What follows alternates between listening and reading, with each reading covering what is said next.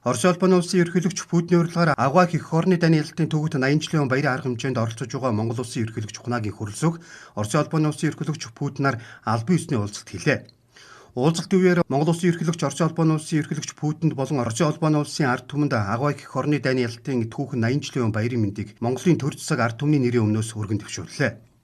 Монгол улс Монголын ард түмэн дайны эхний өдрүүдээс эхлэн бүхнийг ялтын төлөө бүхнийг фронтод хэмээх урайны доор зөвлөлтийн улаан харимд бүх талын боцолтгүй тусламжийг хүргэхийн төлөө хичээн зүтгэж байсан нь Монгол Оросын найрамдалт харилцааны түүхэнд хамгийн чухал үйл явдлуудын нэг байсныг түүхийн хуудаснууд харуулж байгааг онцолж Монгол улсын цэцэд хүчний бие бүрэлдэхүүн Агуай их орны дайны ялалтын 80 жилийн он ёслолын жагсаалд оролцож байгааг онцоллоо.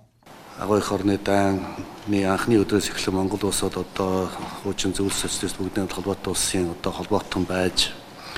дайны хүнд он жилүүдийг бас хамтдаа туулж манай ард иргэд өөрсдийн одоо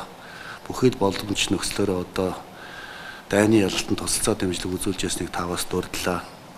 Хувьсгалт Монгол танкын бригад, Монгол ард эскадрил, нисэн усны эскадрил, хоол хүнс, ховц сонор, алт мөнгө, эд материал гэдэг Монголын ард түмэн өөрсдийн одоо чадах чинээгээрээ одоо бүхэл боломжийн нөхцлөд дайшлан тусалж бидний бас өвгдөөд Ахмад үе маань одоо өдөрт 14 цаг одоо тасралтгүй хөдөлмөрлөж дайнд өөрсдийн одоо хүч боломжийг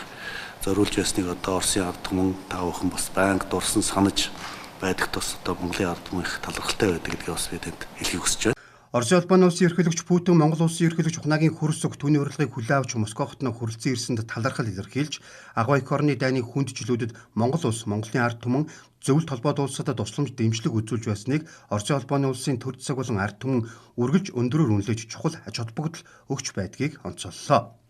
Түүнчлэн уулзалтын үеэр хоёр улсын ерөнхийлөгч нар Монгол Оросын уламжлалт найрсаг харилцаа болон худалдаа эдийн засаг хөрөнгө оруулалт, хөдөө аж ахуй эрчимгүйч, тээвэр логистик, аялал жуулчлал, байгаль орчин болон хүмүүнлэгийн салбарын хамтын ажиллагааны өргөн асуудлаар санал солилцлоо. Мөн Монгол Оросын харилцаа хамтын ажиллагааг цаашдаж ижүүрийн стратегийн түншлэлийн зарчмаар тууштай урагшлуулан хөгжүүлэхийн төлөө байгаагаа төрийн тэргүүнээр тодтоглоо.